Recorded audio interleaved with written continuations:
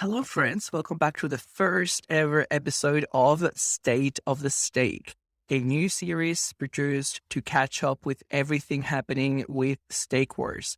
If you don't know me, I am a VP, head of business development at Metapool and lead organizer for the Stake War efforts of Metapool side. Also host of the Wild User Interviews podcast. And today I am thrilled to have with me Joe and Jared. Welcome, guys. Well, Thanks for having us.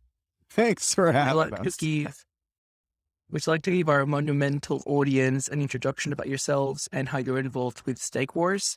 Joe, you should lead this one. Sure. I'm Joe. I'm one half of the Ready Layer 1 podcast with Jared, and we are participating in Stake Wars. We have a validator up. I am the technical side of it, so I'm actually running the server and doing all of those different challenges as of now. And then Jared. I'm Jared. I'm the other half of Ready Layer 1. And in this, so far, I've been the support to Joe for this thing. It's been heavily technical, but anytime anything with content marketing, things of that nature come into play, then that's when I will get more involved. Amazing. So I feel like today's episode is going to be a really good one because we have the three sides of the equation. I guess I could come in from the organizer angle. We've got Joe as an actual participant with his hands on the validator and the code. And then we've got Jared as the objective bystander trying to deconstruct what it is that we're doing. Going forward, we're going to keep having this probably bi-weekly, and it's going to be a panel style. So we really hope to have you guys back, and hopefully we'll get some other organizers, other participants. Is it for each Joe? Or that is interested, just put your hands up. It froze. Yeah, you froze. Oh, no.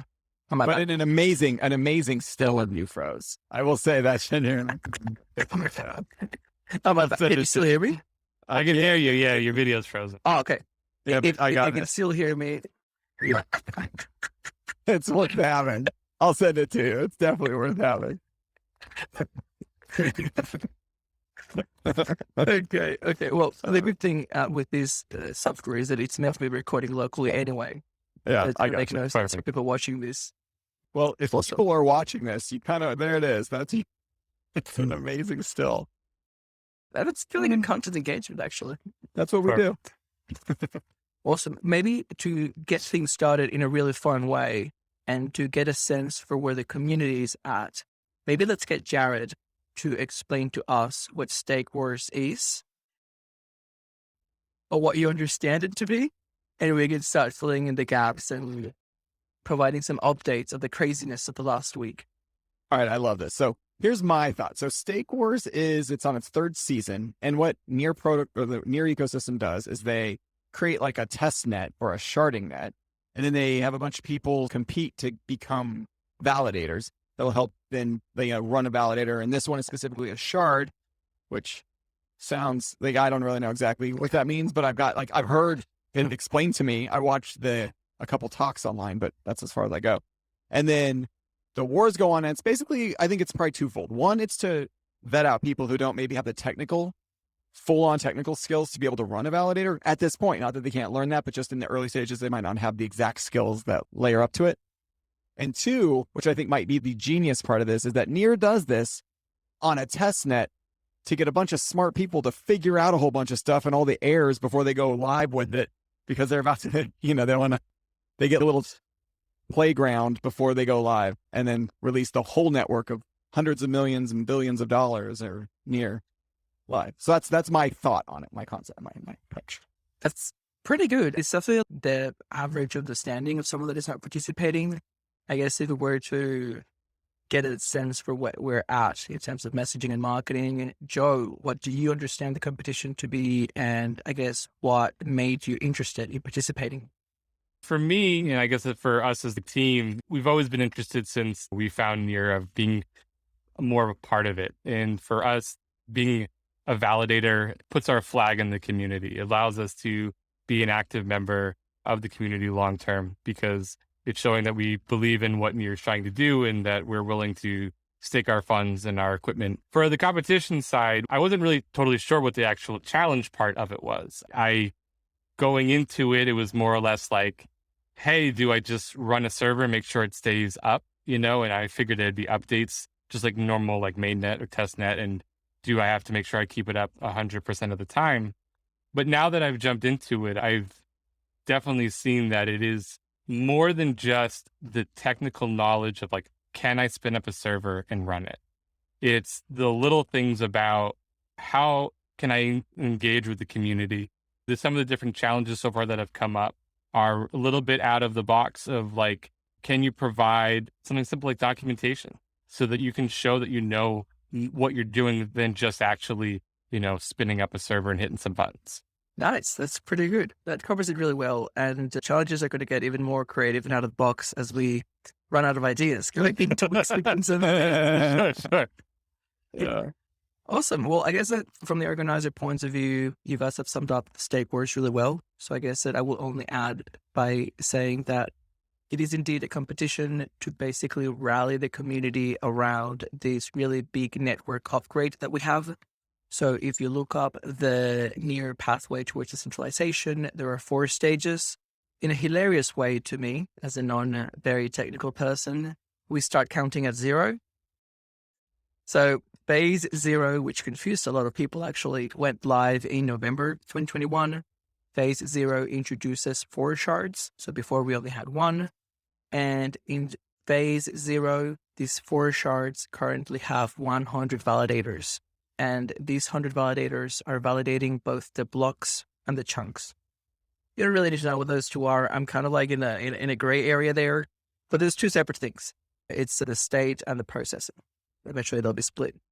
So the really cool thing with phase 1 is that we're starting to put all the pieces in place towards the final stage of dynamic sharding. So phase 1 introduces a new type of validators called chunk-only producers. These validators are meant to be more lean, ironically, because they're kind of chunky. This is where we get the cringe comments on the YouTube videos. Dude, I get called cringe so much. It's engagement. It's engagement, and as a crypto boomer, I accept it. I take it. I mean, you're an actual dad. I You am. don't have to bring the dad jokes. Totally. And I'm unaware that they're dad jokes, so it's really, truly cringe. Right. Your children will be looking back at this in a few years and be like, oh, God, Oh. you stopped playing with us for this? That's funny. Going back to the chunky validators, that will take us from the current 100 validators to up to 300 by the end of the year. So that presents a really exciting challenge, both for Pagoda, for Minier Inc., and let's call that the technical implementation side of things, but also for the community at large.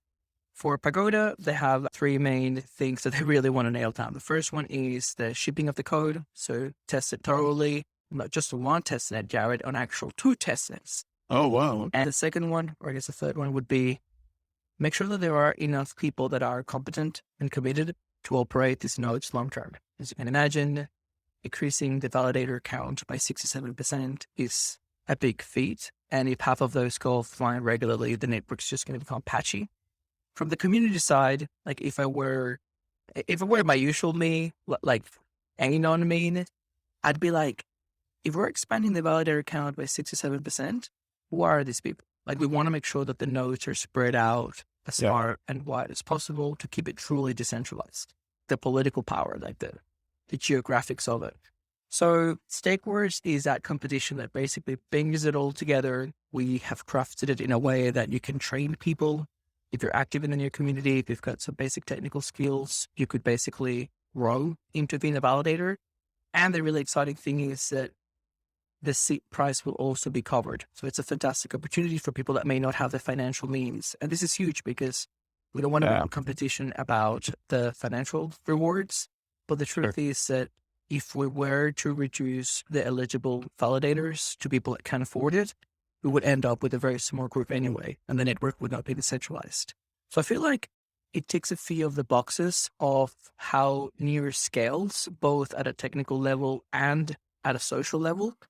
And that brings us to today. Yeah, and I think you bring up some great points. First off, decentralization. We could do a whole podcast on just like how important that is, especially when you start thinking about the next 5 years, when all these regulations start getting figured out country to country to country. I'd rather be super decentralized versus hyper centralized. So I like that. And then also the fact that I think fundamentally the thing I like optimistically about cryptocurrency and specifically Near is that it can help.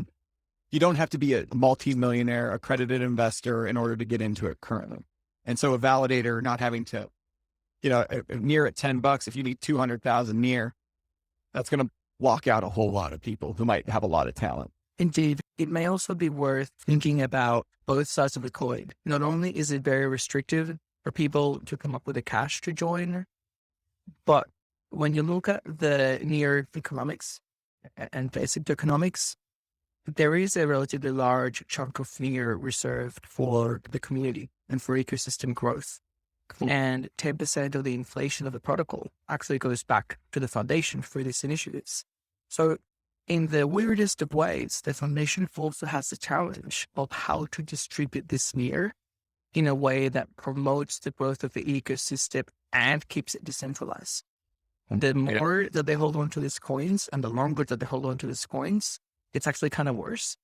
There may be some regulatory risks there in the end, but also, you need to make sure that the community expands properly. That's why the marketing DAO, the creative DAO, proximity human guild, these are all fund allocating bodies to help disperse the Near far and wide.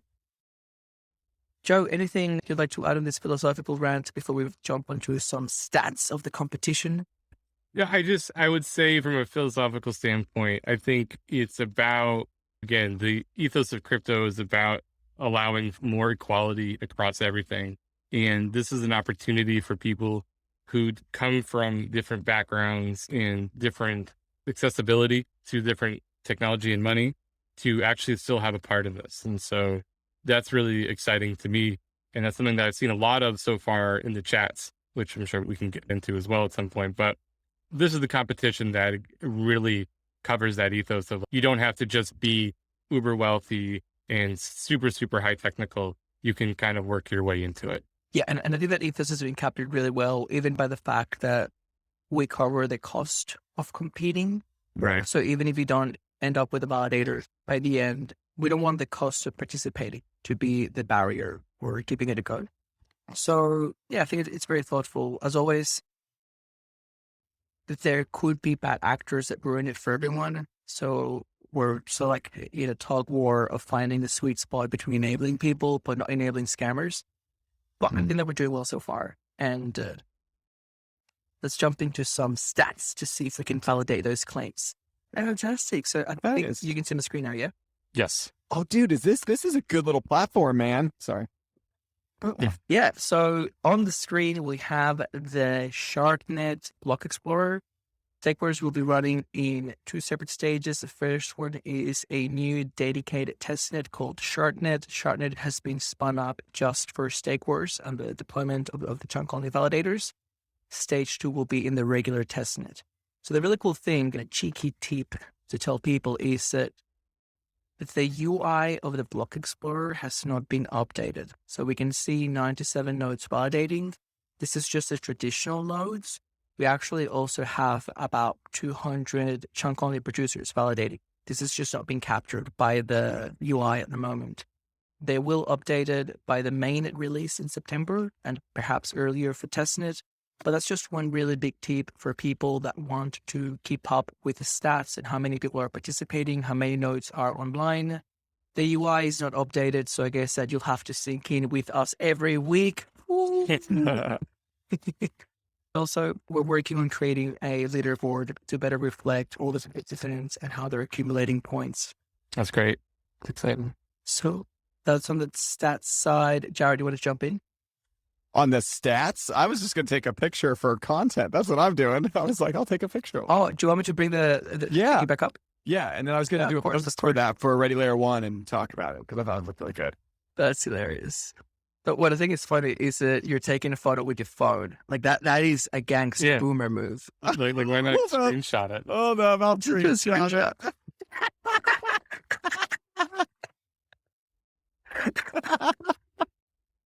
This is why we're not cutting you out. Yeah, don't leave it all in. I don't care. But man, that is funny. Yeah, you're right. I just take a screenshot. That is a boomer move. Pull out the phone. That should get me. Your children are going to be like, "Dad, we're going to turn off the internet."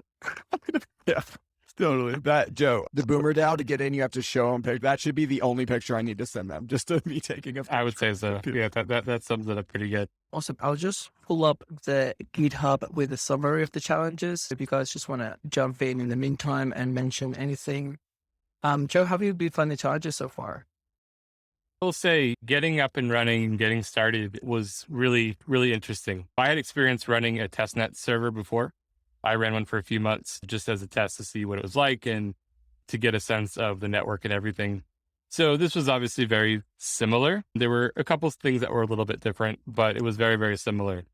But what I thought was interesting is that if you joined at the very beginning, like when it first went live on the 13th, that group of people, it was a very interesting mix of, you had people who I think were in the same group as me, that they were comfortable with servers, they were comfortable with spinning things up, and they were getting going. And then you had this like group of people who really weren't sure what this was going to be all about. And so they were trying to get things going, and they were running into all different kinds of issues. And you could start to see where having really clear directions becomes so important. So then when the updated directions came out, I think that really, really helped. And that's what the first 4 challenges really are. The first 4 challenges are pretty much getting your server up and running. Going through that was, for people, I think a really good test of, can you even do this part of it? It might have felt simple for me, but I'm not sure for everybody. That is an excellent point. And I feel like that's what we're trying really hard with the communications, to convey the ethos of the competition, which is not just to prove your worth, but also to help other community members. Like understand that people are going to come in with very different levels of knowledge. And that's another fine line that we're navigating, trying to ascertain where a group of people are that have the right intention and enough skills that they could be trained, and people that may just want the money, or they're just not really qualified for a validator. Obviously, not everyone entering the competition is going to be successful. This is a war. So on the screen, I've got the Stake Wars GitHub. Most of the information will be posted on the GitHub. The challenges folder has the challenges. My joke is they have literally just been numbered like 001, 002, 003. But one of the changes that we've implemented recently, which I think is really good, is a summary of all the challenges. Yes. So we can see the ones that have been published, who has posted the challenge. So far, we have 4 challenges from the Open Challenge Alliance and 2 challenges from Metapool, with more challenges from Linear and Metapool on the pipeline already. Everstake is expected to publish challenges. So we'll just run really quickly through the description, and maybe I'd like to get Joe's input because I'm actually not technical. So for the first challenges, participants were invited to create their ShardNet wallet with their new CLI. Second challenge, deploying a node, downloading a snapshot, sync it, activate it, and activate the node as a validator. I guess that you guys can read the screen. So for the sake of time, Joe, what do you think of these 4 challenges? I thought, again, this is one of those things where I've been in the Near network now for a while. I'm very comfortable, as I'm both a developer and I've run network stuff too. This stuff is really second nature, but I will say, if you're not used to, these are great, like step-by-step challenges, because if you joined really early, there was actually some hiccups with getting your wallet going. And so seeing how people responded to getting your wallet going, and I know that wasn't on purpose, but it almost becomes like a mini test right there of like, hey, something weird is going on. Can you still work your way around this? And same thing with all the stuff of like deploying a node, all those things. So if you join now, I would say it's probably a little bit easier going than it was the first couple of weeks, because we've had 2 hard forks already, which makes things interesting, 2 within 48 hours. But that's the type of thing where this has been both a purposeful challenge as well as an unintentional challenge. And I think you're starting to weed some people out because of that, just these basic tasks. We should rename the show The State of the Fork. At this point, yeah. Look, there is this really interesting concept of failing upwards. Something clearly doesn't work out, but you try to really ascend from it. We are aware that the timings have not been ideal. like the 4th of the week, July, and Pagoda taking an entire week off before launching Steak Wars was, it placed some extra constraints. The fact that Steak Wars unofficially is being reverse engineered from the NearCon launch date. So it had to launch by a certain date. Like we've got, Right. I like time boxing things. It really pushes us to get shit done, but it also means that it pushes us to sort things out on the go. So on the screen, I actually feel a lot more confident sharing and talking about it because now we have some clarity that we have literally been working out over the last week during our daily calls. So things like the way that the points are classified and distributed, the classification between the core and the optional challenges, and even the due dates. A really quick update on that. With the due dates, we have decided that there isn't really going to be a due date for the challenges. The only thing to be mindful of is that obviously shardnet challenges end when we transition over to the main testnet, and the main testnet challenges end when the competition ends. So we really want to transmit the message that everyone can join at any time. And as long as you do the challenge, you will still accumulate points, same as everyone else. There is an extra bit there to clarify. And this is hilarious because this brings us into our first war story. In previous challenges, in Steak Wars 2 specifically, the leaderboard was measured by the amount of blocks produced and the amount of near delegated to each validator. There's a very unique feature of shardnet and testnet that when you create a new wallet, it automatically seeds that wallet with a number of near. For shardnet, the faucet amount of delegation was 1,000 near. So someone, rather sophisticated and smart, it has to be said, must have assumed that this competition was going to have a similar pattern. And they must be really determined to get a validator. So they set off an army of boats. Sorry, an army of bots. Not boats. Boat party. Oh, yeah. They set off an army of bots. And something really crazy happened. This person was able to accumulate 80% of all the near on shardnet. That's crazy one. Crazy two is that all the near goes to his validator or her validator. Crazy three is that his validator goes offline. Yeah, right. Yep. The network requires 67% of the validators and the stake to, agree for the transactions to be processed. And with one validator having 80%, it's a problem. 80% going offline, the network came to a halt. So it was pretty exciting, I guess, like the crisis control. We were meeting, okay, we're going to hard fork, we'll take them out. And I was like, look, I see the technical solution to this, but we really need to be very clear in the communications that the challenge that we have here is probably because we didn't communicate clearly what the threshold for winning is and the set of incentives is different, but also due to the faucet. We don't have a faucet in the real world. It is impossible for someone to accumulate 80% on mainnet. There is nothing wrong with the chunk on the producer's code. And even though we just keep hard forking to iterate on this shardnet, it's very important for people to know that this is a fun war story. We're going to be making the movie release for next NearCon. But the code is Saful and we're back online and cranking out blocks. Yeah, I'll say just from being part of this, it was definitely one of those things where I think even some of the official people who were helping in the Discord channels were like a little unsure of what was happening at first before the forks, because like you would see people, and not even just the 80% one, there were a lot of people who were really delegating a lot of near to their servers. And so that was really becoming a problem. And they kept trying to convey, you don't need to do so much to see prices lower. But I think people still weren't really sure about, do I eventually have to add more and things like that? But what I was super impressed with was one, that after the hard fork, it was super easy to get back up online if you knew what you were doing. And they made it very clear of like, this is all you have to do.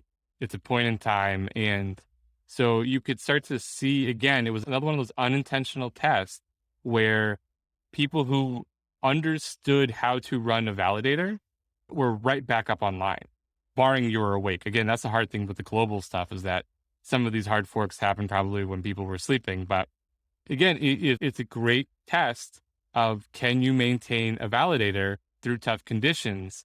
Again, these are unrealistic conditions because again, no one can take over the network like that, but it was still a really great test. And I know I personally felt more confident running a validator after going through those 2 forks without having an issue. And so now I say, okay, if I can do this, then I can keep going. It reminds me of those car crash tests where they put in like a dummy Sure. and they just ram a car into some cave shit and it destroys. Kind of similar, but we didn't quite intend it. Look, I agree with you. I think it's hilarious because one of the community organizers actually asked during one of our meetings whether we could shut off the network and then restart it. And we had a few jokes referencing other ecosystems who are better known for engaging in such reboots. Yeah. But the way that they framed it was actually really interesting because it was very much what you're describing. What are the conditions like? If it were to happen in an extreme scenario, are we capable of responding? Because I guess the challenge that we need to understand here is the design of the code of the network is one thing. The operators of the network are another. Yeah. And that's where the validators come in. So the code is amazing. The app builders and users don't have to know or worry on which shard they're on, but we need to make sure that the validators are up and running. So it was a fun early experiment. Jared, any thoughts on the saga? Were you aware of this? Is this something the community should know? I have been supporting Joe at the 4 a.m. text. He's gone full all-nighter on me. It's been I was going to say, as somebody who resides in Australia, I am offended at the thought of people sleeping. Yeah. It's been Sure. non-stop. Moving our way through the summary, the other thing that was updated was the rewards. We now have 2 acronyms, UNP and DNP.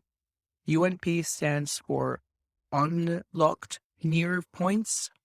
So unlocked near points go to that element that we referred to earlier about if you complete the core challenges, you will be receiving enough near to cover all your expenses. And then VNP points stand for delegated near points. We spent a bit of time talking about the naming convention there. Delegated near points have a conversion rate. And if you were to end up in the top 200 or be amongst the winners of the competition, those delegated near points will convert into actual near delegated to your validator for 1 year. So it's really exciting to have a bit more visibility into those points. A close follow-up would be, there are the core and optional challenges. Through the optionals, we want to encourage people to do what they feel most comfortable at. We are aware that different people have different skills. Some may be more developers, some may be more content producers. However, we do encourage people to maybe step outside their comfort zone. We want to make them just hard enough that you have to go out there and engage with other validators, get to know people, pick up some new skills, maybe get a better understanding of how Near works as a protocol. We're really trying to make them fun. It's kind of weird how sometimes the competition makes it very stressful and tense and violent. But we're trying to bring in the fun element. We are trying to be as creative as we can, especially going forward once we have the core bare bones in. I'd love to know what you guys think about this point delegation structure and anything else. Sure. Do you have any comments before I jump in? You know, Joe, I really feel like a lot of podcasts were 50-50, but this one really, I feel comfortable letting you take a majority of, not all the questions. Sure. From my perspective, I think this is what makes this more fun and to me actually probably less stressful, because one, some of these things are optional. If this is something that really does interest you, and I am someone who does go in both camps of both being a developer and being able to do kind of DevOps and run servers and everything. And so it's nice Is it to a mainnet podcast? do a podcast. Yeah. This is a nice challenge where I can kind of use a lot of my different skills, but there are some things that I am not super competent in yet. Like I am not a smart contract developer. So things that are around that are definitely a good challenge.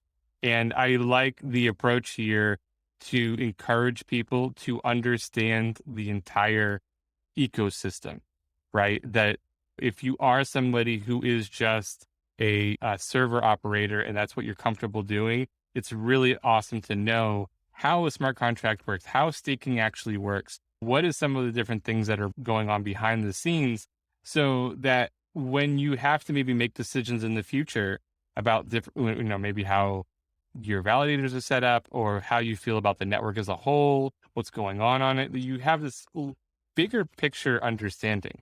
So I think these challenges are really a great way to start to explore some of that stuff. Guys, I'm mindful of your time and everyone watching, so a couple of things going forward. The first one is we are aware of some confusion around the submission of the challenges. We're working on a uniform way to submit challenges going forward, and that ties very closely with the core focus for the organizers going forward, and that's going to be the participants' experience. As we've mentioned, we've been patching up a lot of the details, especially technical stuff. And going forward, we want to really look into that participants' experience, like holistic messaging, updates, make them feel like they're part of the competition. Some of these challenges, like the first 4, for instance, we know we can track them on our end. We just ping the pools and we get all the information.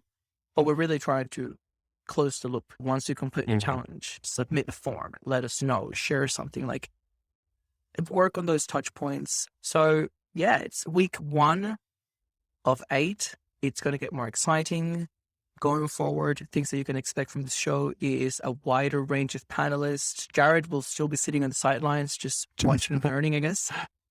Yeah, that's me. I'm just going to watch it. I also need company. Like, we need more non-technical people.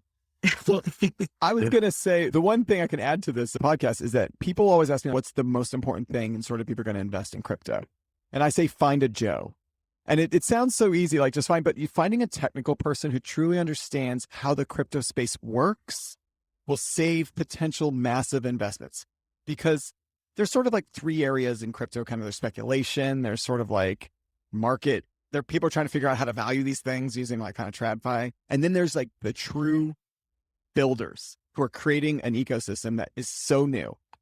And when you start getting into really heavy investment and stuff like that, the reason we're heavy in Near is because I remember early days, I was like, Joe, and he went in and started opening things up. I was like, oh, this looks great. And I was like, got it. That's all I needed, And there's other ones that he went in and was like, don't touch it. Find a Joe. It is an amazing way to wrap it up. Joe, props to you. With that, shall we wrap it up for today? Joe, any parting thoughts after you've been complimented? It was beautiful. No, the compliments are too much. But now I'm excited to see where this goes. Anyone who is interested, who's not involved yet, they really should. They should jump in the Discord. The Discord is very friendly. Even if you don't feel super technical, where you're like, I don't know if I say something, or I might say something that comes across as not knowing what you're doing, they should jump in. I've seen nothing but positivity and real collaboration and support from the community. So it's been very encouraging so far. That is correct. One of the things that we're looking at improving is adding the ability to have threads on Discord. So ideally, we'll be able to bundle more technical conversations around issues and maintain the main chat a bit more organized or more casual. The last message would be, if you're interested in joining Stake Wars, there is still time. Near.org/Stake Wars is where you'll find all the information. And literally every single call to action on this page will take you to the exact same GitHub. So we'll see you over there. Perfect.